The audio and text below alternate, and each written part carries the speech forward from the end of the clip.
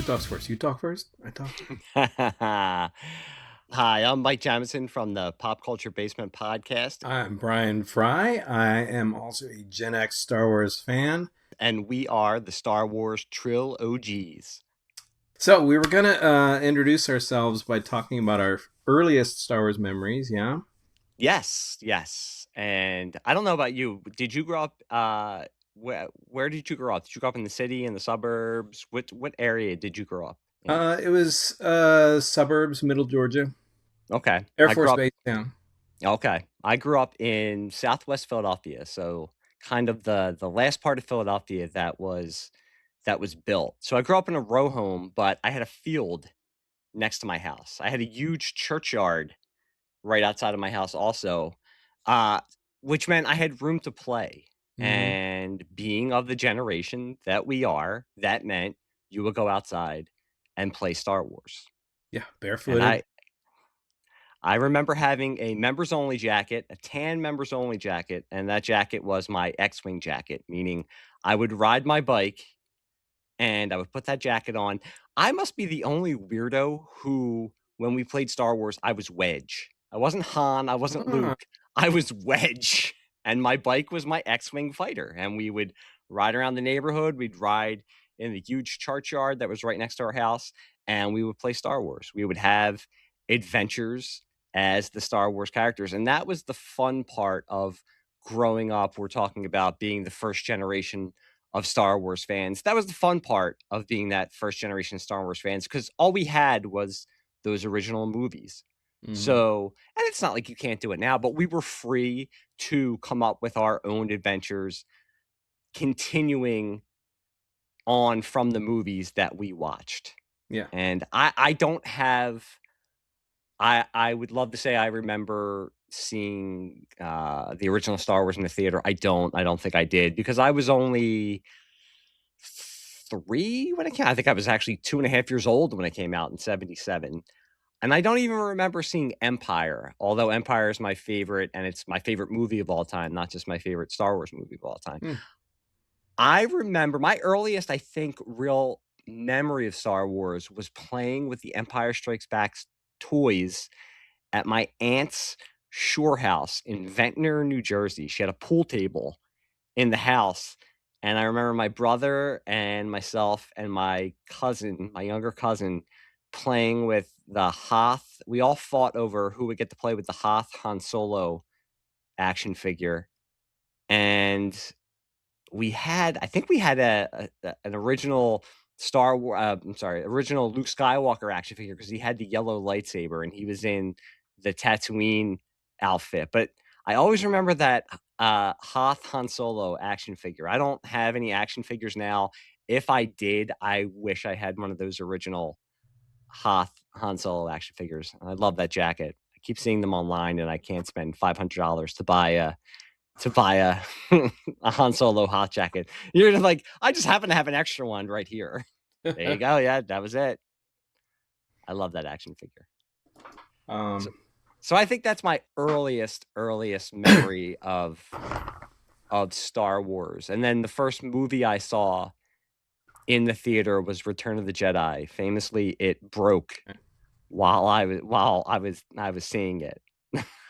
My uncle took us, and he said, there was almost a riot in the movie theater. That part I do remember it breaking, but I don't remember people, getting up with torches and throwing stones at the screen or at the projector behind us. So that's like my origin story, and I was lucky. My dad, when we first got a VCR, he made sure that the first things we rented were the Star Wars movies, were Raiders of the Lost Ark.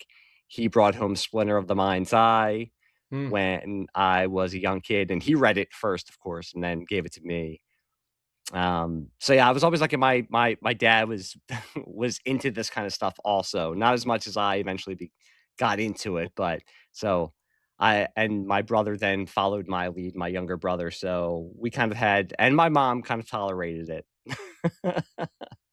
But those are my earliest Star Wars memories. Yeah, man. Pool tables were great built-in base for stuff. My my father had added on to our house in like 74, 75 or something like that, adding a family room. big enough for. He built an ice cream bar, and he also wanted a pool table. And a lot of action figure playing happened around there.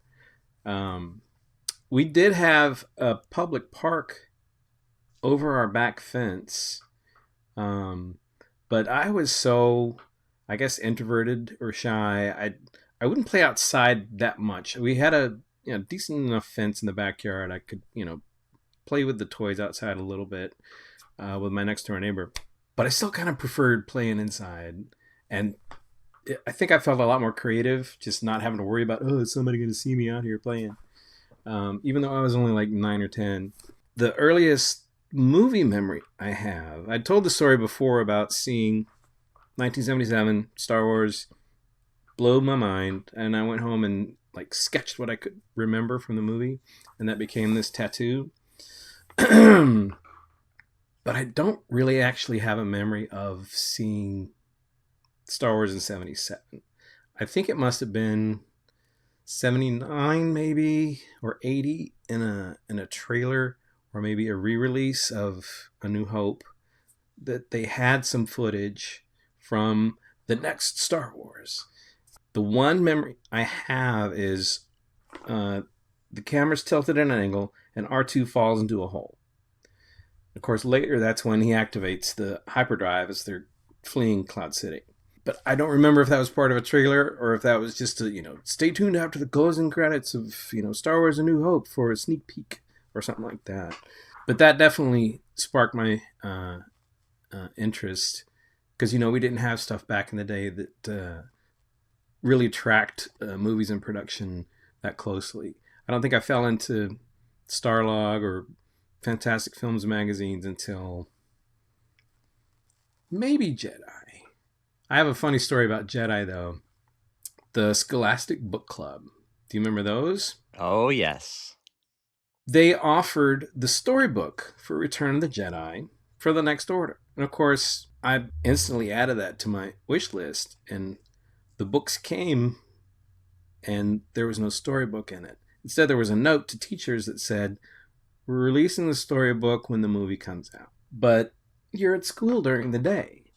So when the movie came out and they released the books to the teachers to give to the students, they gave it to us students. I'm still hours away from seeing Return of the Jedi. So I'm holding the movie in my hand in book format. And I'm like, I flipped through it in line.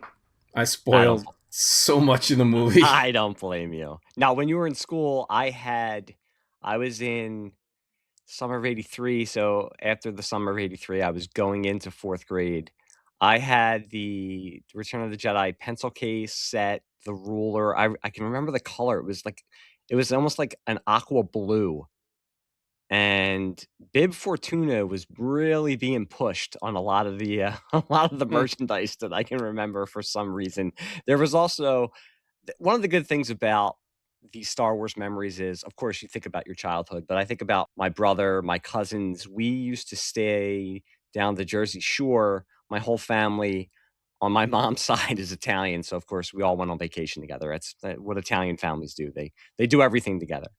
And we used to go to the Dunes Motel in Atlantic City, and it was right across from the Tropicana Casino. My brother, me, and my younger cousins would go up to the second floor. They had like a smaller kids pool, and I can remember us playing the Return of the Jedi book on tape that came out. We would Before you'd seen the movie? I think it was after. It was during the summer, so it was Okay. after we had seen the movie.